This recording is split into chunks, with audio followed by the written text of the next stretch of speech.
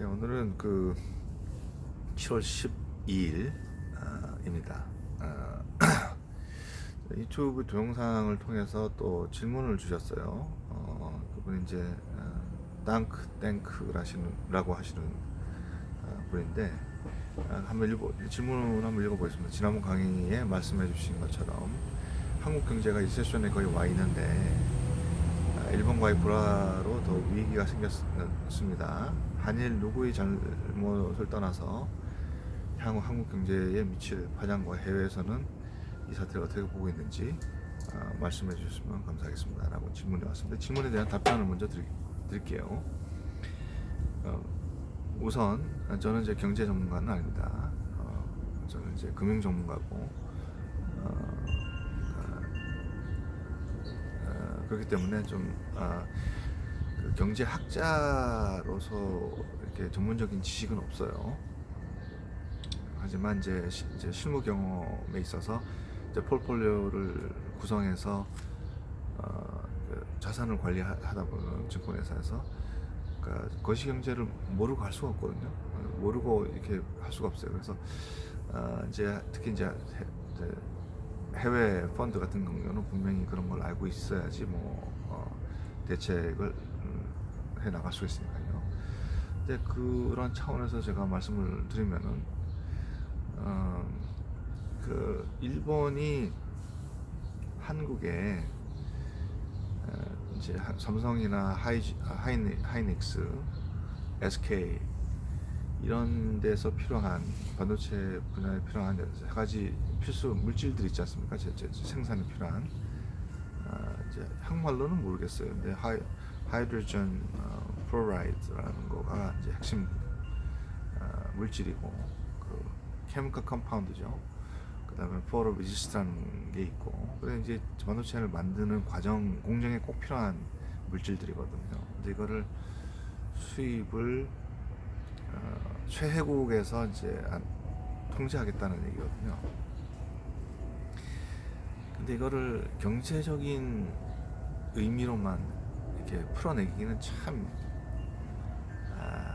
힘들어요. 그래서 결국은 이제 이 원인이 어디 있느냐라고 이제 따져서 들여다보면 결국은 정치적인 부분이 분명히 있거든요. 그러니까 웬만해서는 금융 투자에 대해서만 얘기를 하고 싶어요. 하지만 이제 질문에 대한 답변을 드리자면은 우선은 일본인이 왜 이런 결정을 하게 됐느냐, 이게 왜 이렇게 핑계가 됐냐라고 봤을 때 결국은 이게 이제 작년인가요? 있었던 그 한국 대법원의 결정, 이제 정확하게는 어떤 결정이 내렸는지 잘 모르겠습니다만 이제 미국에서 얘기하는 것이 이제 이거는 제 얘기가 아닙니다. 워싱턴 저널하고 블룸버그에서 얘기한 거예요. 워싱턴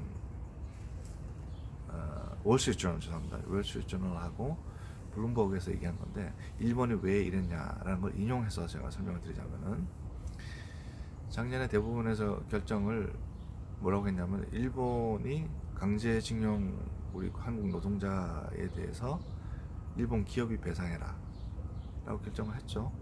그렇죠? 저는 이제 이걸 어떻게 봐요? 그런 거에 대해서 이제 미국 주요 신문 블룸버그나 월스트리트저널에서 어떻게 보냐면, 과연 국가 대 국가의 관계가 무엇이냐라는 걸 또 규정을 해야 되거든요. 그러니까 결국은 또 정치하고 역사 얘기를 할 수밖에 없어요. 한일 관계는 굉장히 불행한 역사가 있습니다. 1919년부터 1945년 35년간 식민지를 겪으면서 한국 사회에 많은 또 변화를 가지게 되죠. 그 이후에 지금 현재 좌익이니 우익이니 사실 그렇게들 한국이 지금 이렇게 내부적으로 갈등을 겪고 있는 원인을 쫓아가다 보면 결국은 일제 치하 이후에 어떠한 이념을 가지고 있느냐에 따라서 이제 갈라진 거거든요, 사실은. 근데 저는 이제 금융 전문가로서 얘기를 하자면은 철저하게 국가 대 국가는 계약 관계입니다. 그 여러분들 비즈니스 하다 보면 가장 중요한 게 기술이라고 생각하십니까? 자금이라고 생각하십니까? 뭐 또는 뭐라고 생각하세요? 저는 가장 그 비즈니스의 가장 중요한 하나만 뽑아라 라고 하면은 신뢰거든. 신뢰, trust. 이 신뢰가 형성이 되지 않으면은 신용을 줄 수가 없어요. 신뢰가 이제 최상위 이제 어떤 개념이고, 국가 대 국가든 아니면은 인간 대 인간이든 또는 국가 대 국가든 거는 관계없이 신뢰가 형성이 안 되는 관계는 오래 가지 못합니다. 부부도 마찬가지고. 근데 우리가 아픈 역사를 가지고 있지만 이거를 해결하는 과정에서 저는 개인적으로 박정희 대통령을 굉장히 존경합니다. 어릴 때 여러 가지 제가 이제 저는 이제 많은 업적들 물론 이렇게 조금 이렇게 민주주의화를 하는 데는 조금 이렇게 그분이 이제 좀 흠이 있죠. 근데 여러 가지 한국 경제가 지금까지 발전할 수 있던 가장 기본적인 그 밑바탕에는 박정희 대통령의 그 어떤 여러 가지 정책들이나 추진력, 국가를 생각하는 그런 거시적인 그 어떤 지도자로서의 능력은 충분히 인정을 해야 되는 부분이 있습니다. 근데 그분이 1965년, 전 제 얘기가 아닌데 1965년 한일 국교 정상화 때 계약 관계에서 일본한테 이거로 다 통하자라고 이제 계약을 맺게 되죠. 그 계약은 일부분은 너무 좀 앞선 부분이 있고 조금 부족한 부분이 있다고 봐도 국가 대 국가로서 이렇게 계약을 맺고 사인을 한 부분에 있습니다. 그런데 일본의 시각을 내가 대변하는 건 아니지만 일본의 시각에 철저히 일본의 시각에서 보면은 1965년 우리가 한일 국교 정상화 때 5억 불인가 줬나요? 저는 정확한 기억이 안 납니다만 줬지 않습니까? 5억 불인가를 주고 이제 모든 어떤 경제적인 배상 문제는 여기서 해결하자라고 약속을 국가 대 국가는 한 거거든요. 그게 잘못될 수는 있어요. 잘못된 어떤 계약 관계일 수는 있어요. 근데 계약은 계약이거든요. 그 계약이 끝난 거예요, 1965년. 근데 지금 다시 2018년, 9년에 와서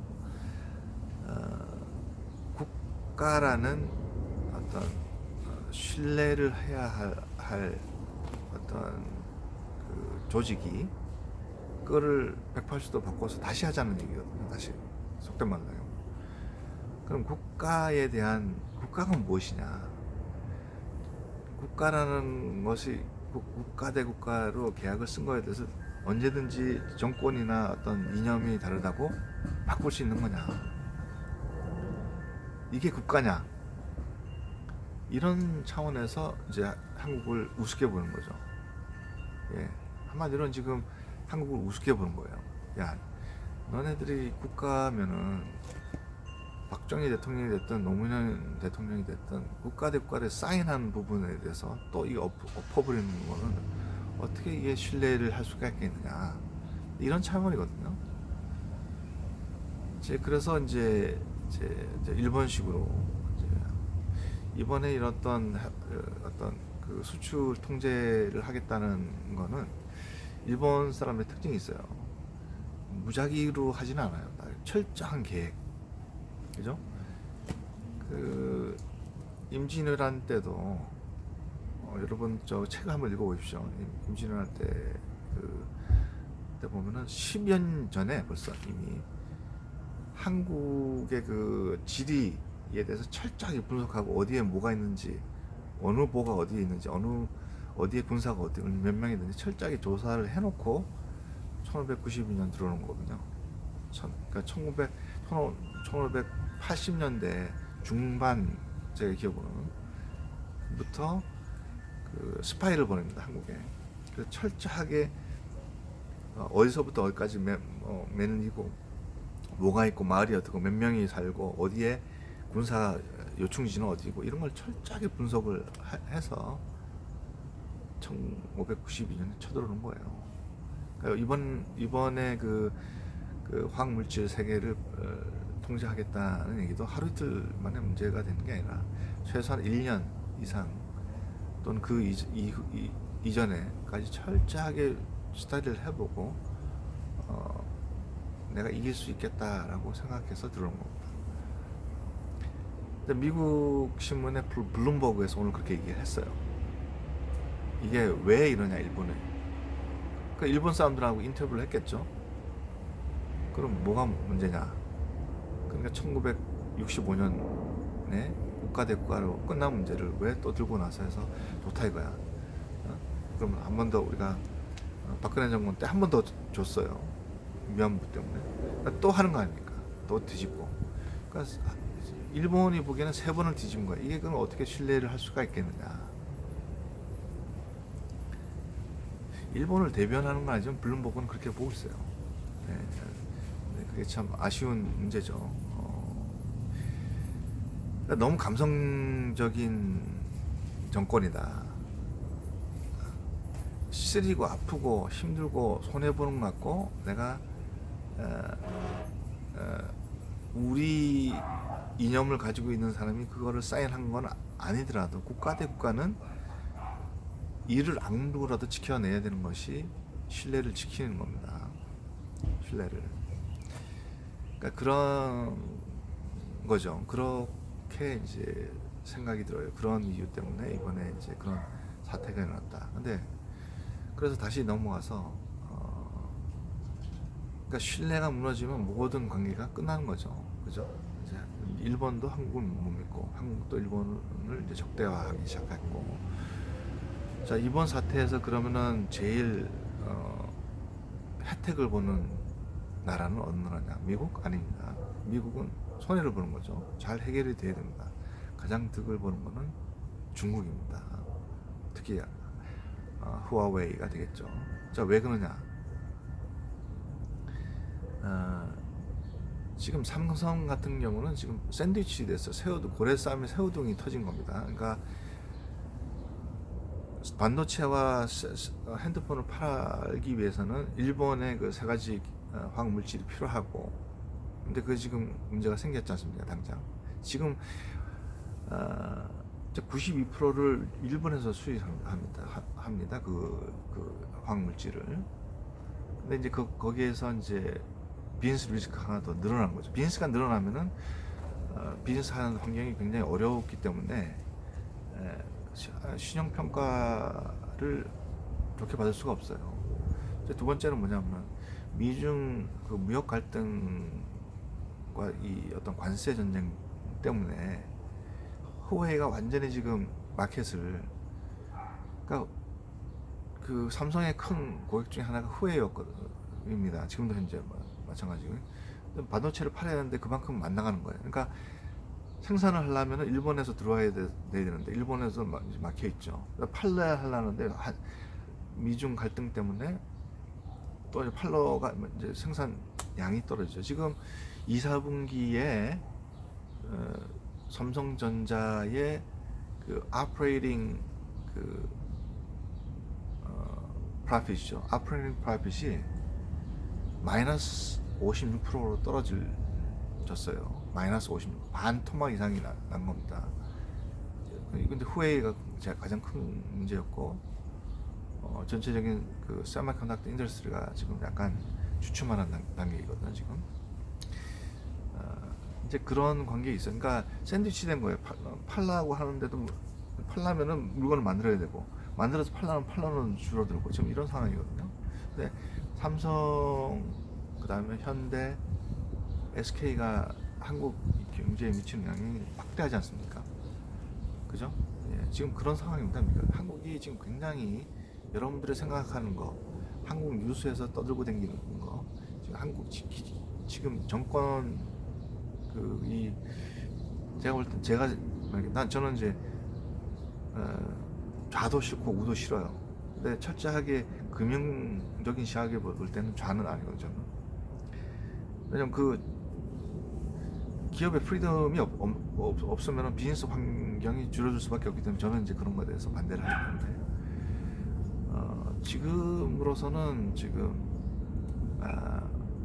앞뒤가 꽉꽉 막힌 사방팔방이 좀 막힌 삼성 같으면 굉장히 지금 어려운 고초를 당하고 있는 상황이지 아니느냐 좀 그렇게 지금 평가를 하고 있습니다. 그래서 미국에서는 이 갈등이 한일 갈등이 빨리 해결됐으면 좋겠다라고 하고 스탠다드 포어 그 레이팅 국가 신용 레이팅 한데 신용 그것도 신용이라고 그러죠. 신용 크레딧이죠. 크레딧 레이팅인데 신용은 신뢰가 없으면 신용을 줄 수가 없습니다. 그러니까 크레딧 카드라는 게 뭐예요? 신용 카드잖아요. 그죠? 신용 카드. 어떤 사람한테 크레딧 카드나 돈을 빌려주는 거잖아요. 그죠? 크레딧 카드를 주는 거야. 돈을 빌려줬는데 이 사람이 크레딧 신뢰할 수 없는 사람이라면 어떻게 되겠습니까? 줄 수가 있겠습니까? 그러니까 이게 신뢰의 문제인 거죠, 다. 근데 왜 중국이 후웨이가 이렇게 고전을 하고 있는데 좋으느냐? 이 옛날 사자성어가 있는데 제가 잘 모르겠습니다. 여러분도 기억날 거야. 황새가 조개인가요?를 잡을 때 그때 이제 어부질이라고 그러나요? 어부질인 것 같아요. 지금 중국은 지금 어부질입니다. 한일이 싸우면 싸울수록 좋은 거죠. 왜냐하면 두 가지 이유예요. 첫 번째는 정치적인 이유. 한미일 공조가 안 되잖아요. 그러면은 미국의 가장 친한 나라가 한국과 아시아에서 한국과 일본인데 중국은 이제 적이니까 미국에 있어서 그러면은 이제 한미일 공조가 깨지는 거거든요. 어차피 지금 그렇게 되고 있는 상황이고 그러면 이제 정치적으로는 외교적으로는 중국이 굉장히 이제 좋아하겠죠. 두 번째는 세 가지 화학 물질들이 이제 얼마나 중요한지 중국이 깨닫기 시작했어요. 그러면 어떻게 되겠습니까? 중국이 그걸 개발하겠죠. 그죠? 그 다음에 중국이 이 모든 역량과 어떤 그 자산을 또 그쪽으로 투자할 겁니다. 그 다음에 이제 삼성이 어떤 부분에서 힘들어하는 게 이번에 적나라하게 나타났지 않습니까? 그래서 후웨이를 키우면서 삼성을 죽이려고 하겠죠. 여러 가지로 이제 중국한테 이것 봐라, 이렇게 하면 되겠네라는 힌트를 많이 준 케이스가 이런 케이스예요. 그럼 결국은 중국이 삼성을 잡게 되면은 마치 20년 전에 삼성이 반도체로서 그 다음에 뭐 삼성 TV도 만들고 세탁기도 만들고 이런 것들이 다 어디서 왔다고요? 일본이 기존에 소니라든지 파나소닉인가요? 그죠?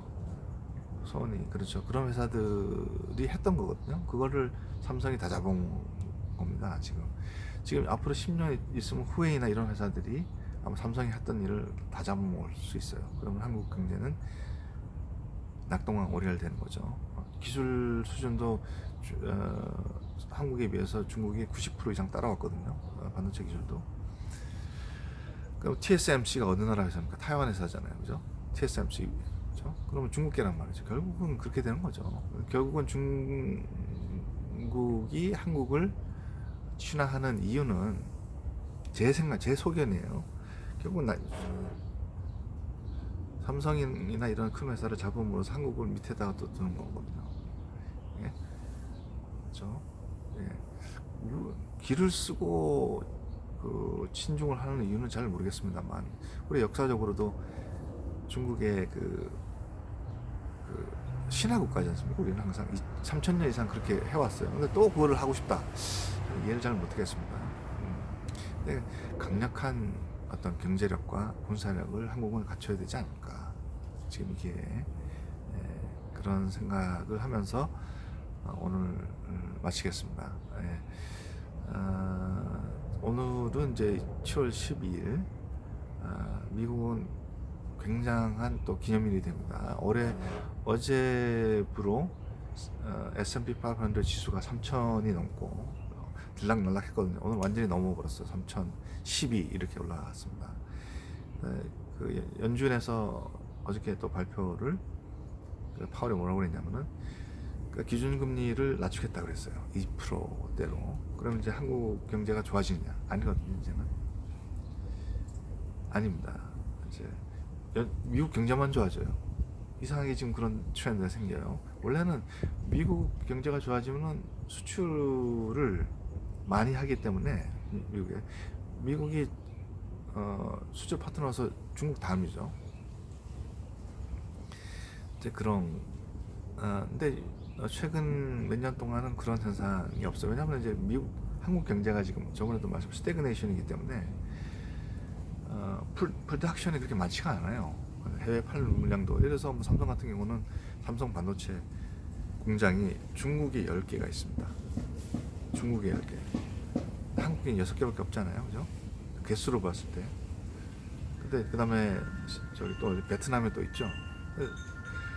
파이가 세계 시장이 커짐으로써 한국에서 반도체 공장을 짓지 않고 해외로 다 가고 있거든요. 지금 그것도 큰 문제이긴 하지만 저는 철저하게 프리 마켓이 얼마나 중요한지, 자유 경쟁 시장에서 시장이라는 게 얼마나 중요한지 뼈저하게 미국에서 느끼는 사람이라 기존의 문재인 대통령이 하는 여러 가지 경제 정책에 대해서 굉장히 우려스러운 게 많습니다, 사실은.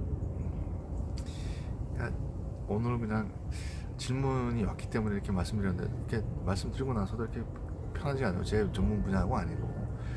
그냥 오늘 이제 블룸버그에서 이런 내용이 나왔다는 거, 일본과 관계가 어떠하든지, 그다음에 중국이 왜 이득이 되는지 그런 거에 대해서 제 얘기가 아니라 저는 정치적으로 휘달리기 싫어요.